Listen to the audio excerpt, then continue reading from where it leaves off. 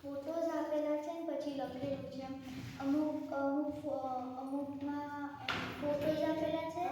Pink કલરનું box હોય છે, પિંક રેઇનબો બધા ટાઈપ કલરનું બોક્સ હોય છે અને એની નીચે બધું એ જે પિક્ચરથી રિલેટેડ હોય ને એનું બધું લખેલું છે.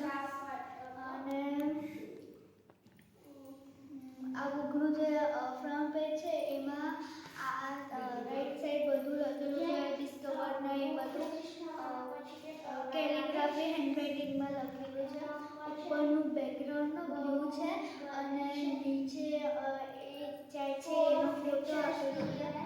પાછળ બી સેમ છે કે ઉપર એનું બ્લુ બેકગ્રાઉન્ડ છે, વચ્ચે ફોટોસ છે અને નીચે ગ્રીન કલરથી બોક્સ આપેલું છે, બધું લખેલું છે.